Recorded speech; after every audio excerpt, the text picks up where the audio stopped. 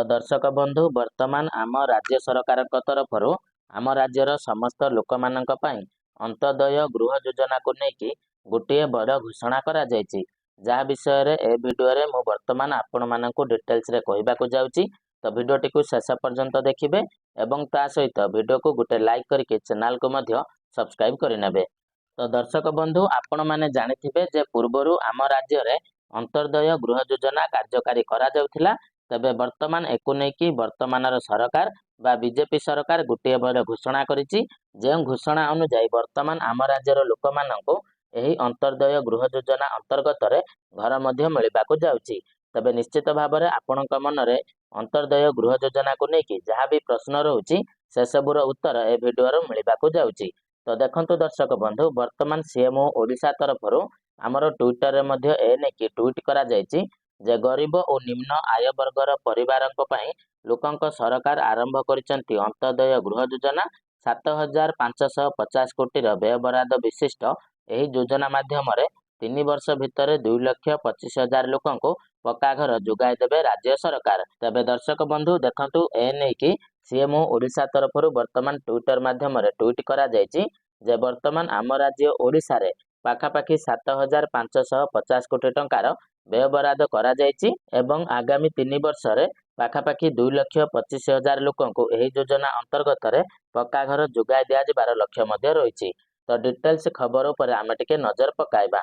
तो देखंतु जेमिति आपण माने जानिथिबे जे पूर्वर मध्य सरकारक द्वारा आमर आवास घर सर्वे मध्य करा जायछि। जेउ सर्वेटी आपण माने आपणक निज मोबाइल फोन रे मध्य करूचंती।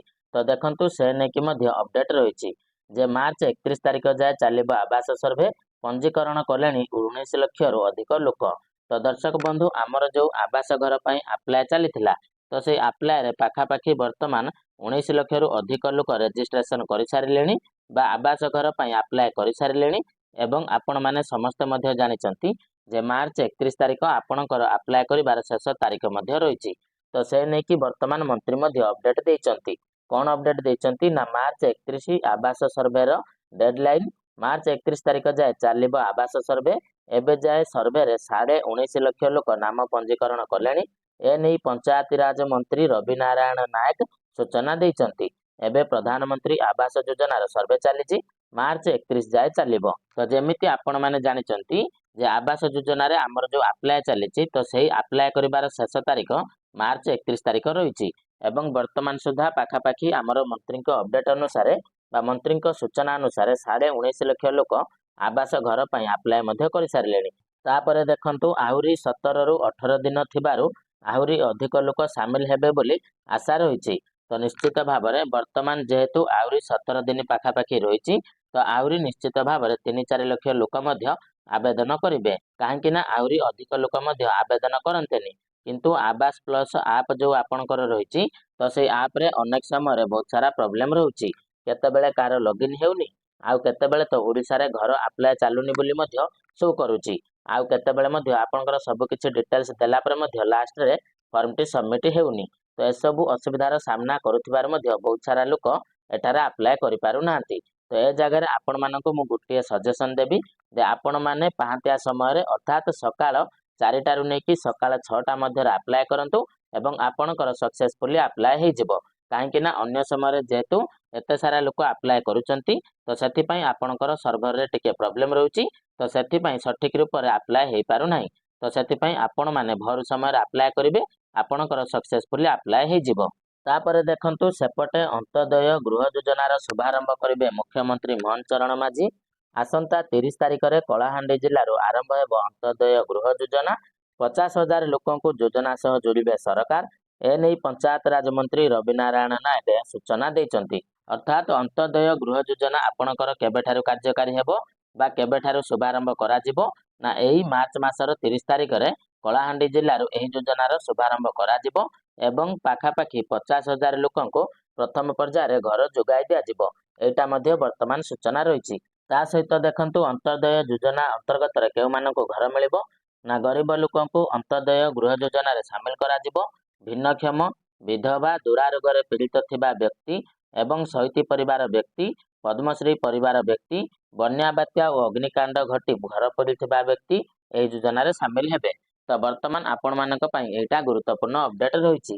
ଅର୍ଥାତ୍ ଯେଉଁମାନେ ଗରିବ ଲୋକ ଅଛନ୍ତି, ଯେଉଁମାନେ ଭିନ୍ନକ୍ଷମ ବା ହ୍ୟାଣ୍ଡିକ୍ୟାପ୍ଟ ଅଛନ୍ତି ଏବଂ ଯେଉଁମାନେ ବିଧବା ଅଛନ୍ତି, ଆଉ ଯେଉଁମାନେ କୌଣସି ଗୋଟିଏ ଦୁରାରୋଗରେ ପୀଡ଼ିତ ଅଛନ୍ତି, ଶହୀଦ ହୋଇଥିବା ପରିବାରମାନଙ୍କୁ ମିଳିବ ଏବଂ ପଦ୍ମଶ୍ରୀ ପରିବାର ବ୍ୟକ୍ତିମାନଙ୍କୁ ମିଳିବ ଓ ବନ୍ୟା ବାତ୍ୟା ଏବଂ ଅଗ୍ନିକାଣ୍ଡ ଘଟି ଘର ପୋଡ଼ିଥିବା ବ୍ୟକ୍ତିମାନଙ୍କୁ ମଧ୍ୟ ଏହି ଯୋଜନା ଅନ୍ତର୍ଗତରେ ଘର ଯୋଗାଇ ଦିଆଯିବ। ତାପରେ ଦେଖନ୍ତୁ, ଏଥିପାଇଁ ଅନଲାଇନ୍ ଆବେଦନ ଖୋଲିବ।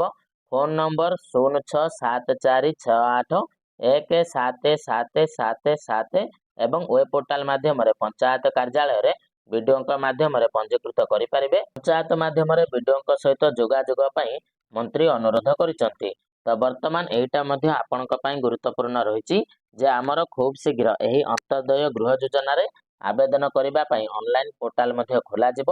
ଅର୍ଥାତ୍ ଅନଲାଇନ୍ ଜରିଆରେ ଆପଣମାନେ ସମସ୍ତେ ମଧ୍ୟ ଆବେଦନ କରିପାରିବେ କିମ୍ବା ଆପଣମାନଙ୍କୁ ଗୋଟିଏ ଫୋନ୍ ନମ୍ବର ମଧ୍ୟ ଦିଆଯାଇଛି 0674681777। ଏ ନମ୍ବରକୁ ମଧ୍ୟ ଆପଣମାନେ କଲ୍ କରିକି ଆପଣଙ୍କର ଯାହା କିଛି ପ୍ରଶ୍ନ ରହିଛି ତାର ଉତ୍ତର ମଧ୍ୟ ପାଇପାରିବେ। ଆଉ ତା ସହିତ ୱେବ୍ ପୋର୍ଟାଲ ମାଧ୍ୟମରେ ପଞ୍ଚାୟତ କାର୍ଯ୍ୟାଳୟରେ ବିଡିଓଙ୍କ ମାଧ୍ୟମରେ ପଞ୍ଜୀକୃତ କରିପାରିବେ। ତ ମନେ ରଖିଲେ, ଆପଣଙ୍କର ଯେଉଁ ୱେବ୍ ପୋର୍ଟାଲଟି ଆସିବ ତ ସେଥିରେ ଆପଣଙ୍କର ପଞ୍ଚାୟତକୁ ଯାଇକି ଆପଣଙ୍କୁ ଆବେଦନ କରିବାକୁ ପଡ଼ିବ। ଆପଣ ନିଜେ ଆବେଦନ କରିପାରିବେ ନାହିଁ, ଏଇଟା ମଧ୍ୟ ଆପଣ ମନେ ରଖିବେ। ତାପରେ ଦେଖନ୍ତୁ, ବଜେଟରେ ରାଜ୍ୟ ଗରିବଙ୍କ ପକ୍କା ବାସ ଗୃହ ଯୋଗାଇ ଦେବା ପାଇଁ ବଡ଼ ଲକ୍ଷ୍ୟ ରଖିଛନ୍ତି। ମୋହନ ସରକାର ଉଲ୍ଲେଖଯୋଗ୍ୟ ଯେ ବଜେଟରେ ଅନ୍ତର୍ଦୟ ଯୋଜନା ଲାଗି 7,750 କୋଟି ଟଙ୍କା ବ୍ୟୟବରାଦ କରିଛନ୍ତି। ଦାରିଦ୍ର୍ୟ ସୀମାରେଖା ତଳେ ଥିବା ପରିବାରକୁ ପକ୍କା ଘର ଯୋଗାଇ ଦେବାକୁ ଅନ୍ତର୍ଦୟ ଗୃହ ଯୋଜନା ରାଜ୍ୟ ସରକାରଙ୍କର ଏକ ମହତ୍ୱାକାଂକ୍ଷୀ ଯୋଜନା ରହିଛି। ଏହି ଅଧୀନରେ ଆସନ୍ତା 3 ବର୍ଷରେ ଅତି କମରେ 2,25,000 ନୂତନ ପକ୍କା ଘର ମଞ୍ଜୁର କରାଯିବ। 2025-26ରେ 75,000 ଗୃହ ନିର୍ମାଣ ପାଇଁ ଲକ୍ଷ୍ୟ ରଖାଯାଇଛି। ଚଳିତ ବଜେଟରେ ଏଥିପାଇଁ 2,603 କୋଟି ବ୍ୟୟବରାଦ ହୋଇଛି।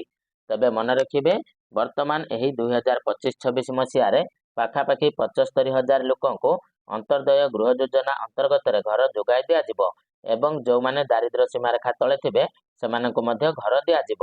ତାପରେ ଦେଖନ୍ତୁ, ଆପଣଙ୍କର ଅନ୍ୟାନ୍ୟ ଯାହା ବି ଡିଟେଲ୍ସ ରହିଛି, ଯେମିତିକି ଆପଣଙ୍କ ମନରେ ବର୍ତ୍ତମାନ ପ୍ରଶ୍ନ ଆସୁଥିବ ଯେ ଭାଇ, ଏଇ ଘର ପାଇଁ ଆମକୁ କେତେ ଟଙ୍କା ଦିଆଯିବ ଓ କେମିତି ଆପ୍ଲାଏ କରିବୁ, ଆଉ ତା ସହିତ କ'ଣ କ'ଣ ଡକୁମେଣ୍ଟସ୍ ଲାଗିବ, ଆଉ କେବେଠାରୁ ଆପ୍ଲାଏ କରିବୁ ଏବଂ ଘର ଆମକୁ କେବେ ମିଳିବ, ଆଉ ତାର କ'ଣ ପ୍ରୋସେସ୍ ରହିଛି।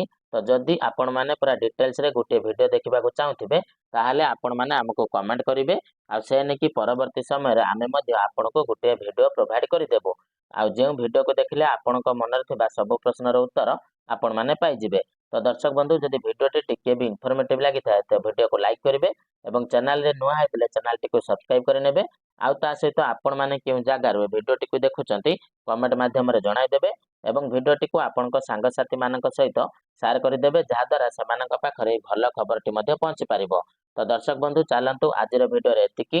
ପୁଣି ଦେଖାହେବ ଆପଣମାନଙ୍କ ସହିତ ଆଉ ଗୋଟିଏ ନୂଆ ଭିଡ଼ିଓରେ। ତ ସେତେ ପର୍ଯ୍ୟନ୍ତ ବିଦାୟ ଦିଅନ୍ତୁ। ଜୟ ଜଗନ୍ନାଥ।